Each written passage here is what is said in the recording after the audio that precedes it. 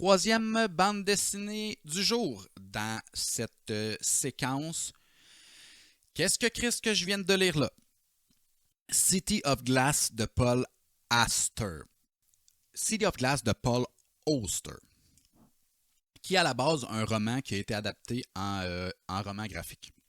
Ce roman-là, graphique, est l'histoire de Quinn, un auteur de poésie et de plays, de pièces de théâtre, qui décide après la mort de sa femme et de son enfant, décide de laisser tomber cet aspect-là de son écriture et de se lancer dans l'écriture de romans policiers, de genre d'enquêteur PI, le Private Investigator, enquêteur privé, sous un pseudonyme, pour pas que les deux soient reliés ensemble, pour pas que les deux auteurs, voyez-vous, vous comprenez.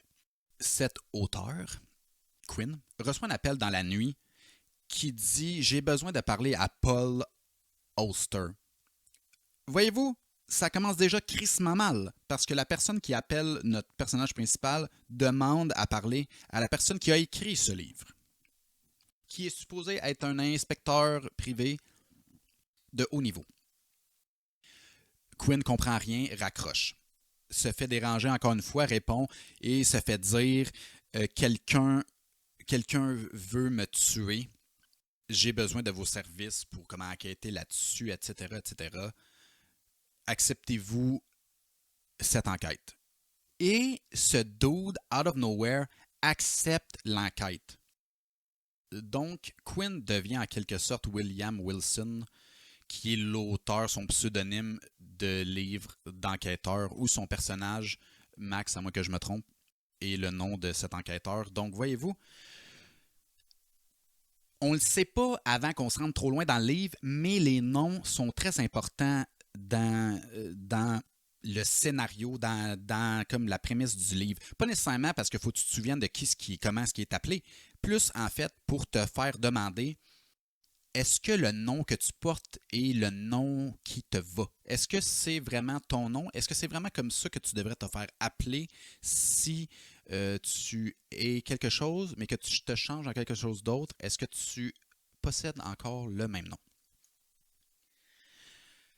Ouf! J'ai lu ça là, pour vrai 4-5 fois. Okay? C'est pas un très gros roman graphique, mais il faut que, encore une fois, que tu éveilles un peu ton esprit et que tu te concentres quand tu lis ça. Là. Tu lis pas ça comme si tu veux, s'il y a du bruit autour de toi, là, parce que déjà là que tu comprends rien quand tu es concentré, imagine quand tu n'es pas concentré.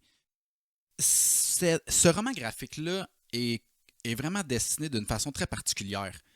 Il y a des cases où, comme vous voyez, où l'action se déroule comme en dehors un peu de la case, et là, tu as comme une image d'une ville qui se transforme en genre de labyrinthe, qui se transforme en empreinte digitale, qui se transforme.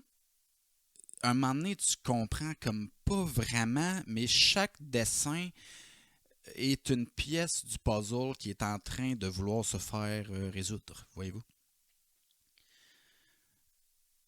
Paul, ok, c'est compliqué là, mais Quinn, qui est en fait William Wilson, qui est en fait Paul Auster, qui se fait passer pour, rencontre Peter Stillman. Et Peter Stillman est un personnage, la pièce centrale du film, et l'homme qui l'a contacté pour la pièce centrale du film, la pièce centrale de ce livre, qui l'a contacté. Mais voyez-vous, c'est là que vous allez vous perdre dans les méandres de la folie, car laissez-moi vous lire un passage, naturellement encore traduction libre. Je suis Peter Stillman. Ce n'est pas mon vrai nom, merci. Mon vrai nom est Monsieur Triste. Quel est ton nom, Monsieur Auster? Peut-être tu es le vrai Monsieur Triste et je suis personne. Qu'est-ce que Peter fait dans cette pièce? Personne ne peut le dire. Certains disent rien. Et selon moi, je pense que Peter ne peut pas penser. Est-ce qu'il cligne des yeux? Est-ce qu'il boit? Est-ce qu'il pue? Excusez-moi. Quelquefois, je suis très drôle. Wimble, click, crumble, chabilou. Clack, bedrak, num, noise, flackle, much, chiwana, ya ya ya. Excusez-moi, je suis les seuls à comprendre ces mots.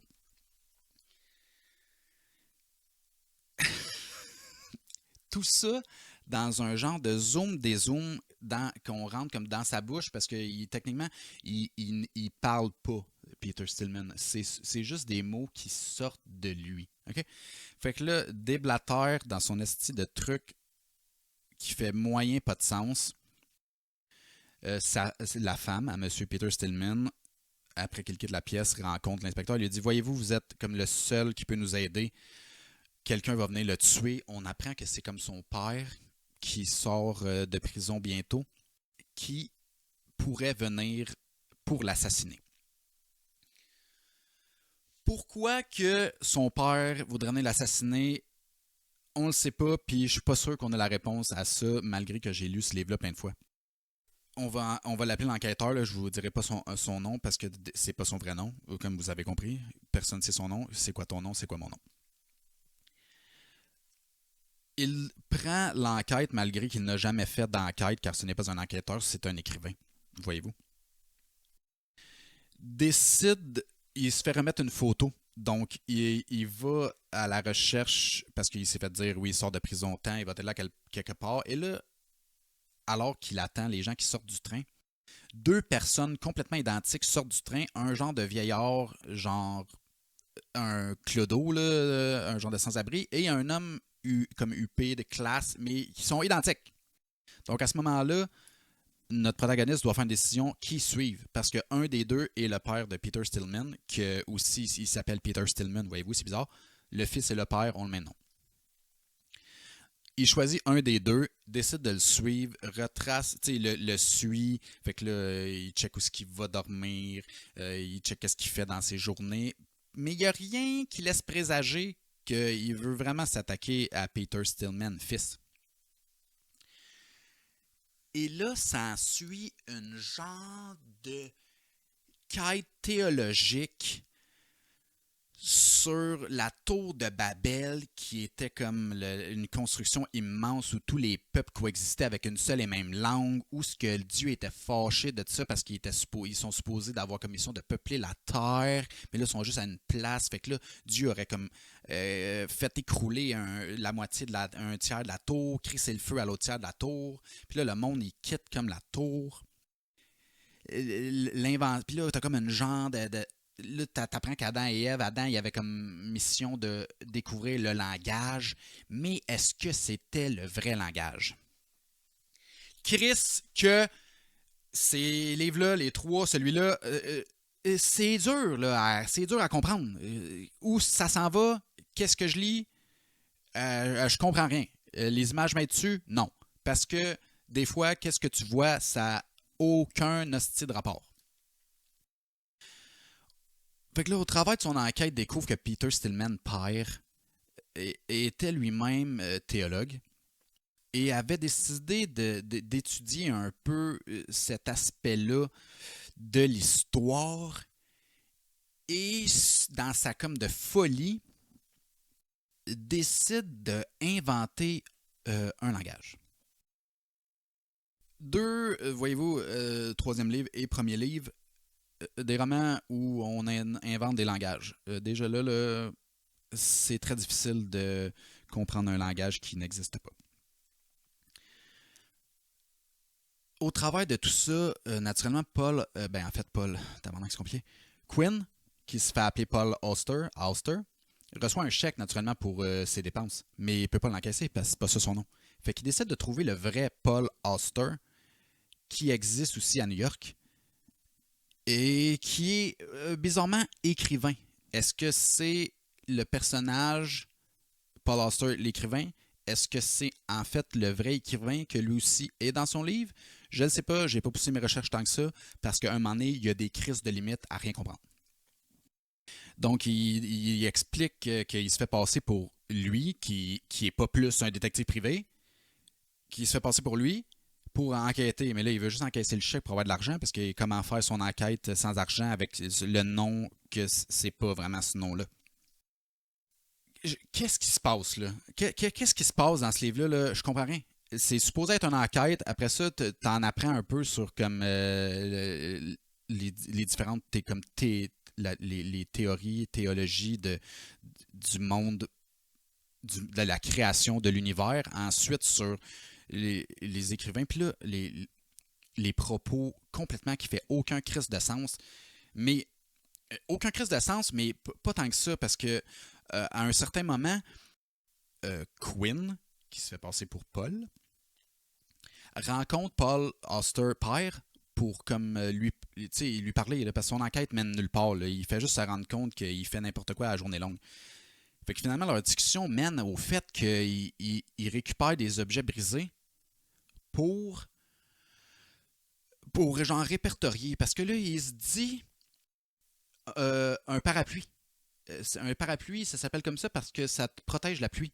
Mais si le parapluie est brisé et ne te sert plus à te protéger de la pluie, pourquoi est-ce qu'on l'appellerait encore un parapluie?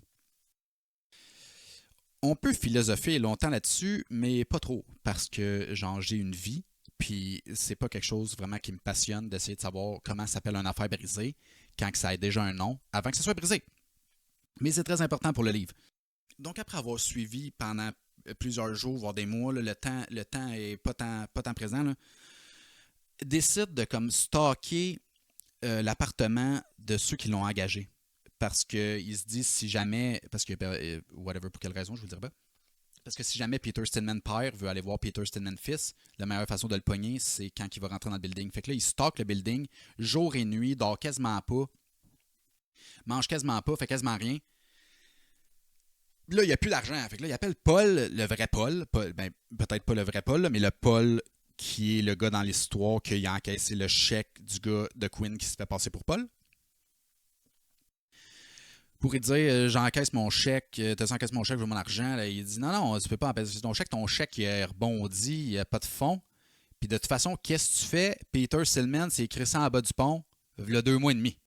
Je vous expliquerai pas vraiment la fin du livre parce que, ça s'explique très mal, mais encore là, une genre de quête de qu'est-ce que c'est la vérité?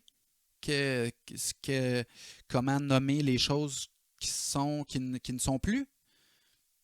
Je le sais pas. OK? Discussion avec aussi Paul Auster, le vrai Paul Auster dans l'histoire, qui a écrit un livre sur Don Quichotte, là, parce que ça a l'air que dans ce livre-là, du monde invente que c'est beaucoup d'inventions de monde qui écrivent des affaires qui sont pas qu'est-ce qu'ils sont, mais qui font passer ça pour quelque chose que c'est, pour voir à quel point les hommes peuvent croire n'importe quoi qu'on leur dit que c'est. J'avais pour vrai un peu hâte que cet épisode-là se termine parce que c'est difficile d'expliquer quelque chose que tu comprends rien. City of Glass de Paul Auster se mérite la note de 7 pour son originalité au niveau des cases. Un livre en noir et blanc, mais au-delà, tu sais, souvent on agrémente d'images l'action qui se passe, mais dans ce cas-là, non. Dans ce cas-là, ça peut avoir rapport et ça peut aussi ne pas avoir rapport. Je pense que ça fait partie du puzzle de qu'est-ce que la vérité. Qu'est-ce que tu vois, c'est qu'est-ce que c'est. Je le sais pas, Chris, j'en suis tanné. City of Glass, Paul Auster. On a parlé de Fight Club 2, on a parlé de Néonomicon, 3 livres de what the fuck, de qu'est-ce que je viens de dire là.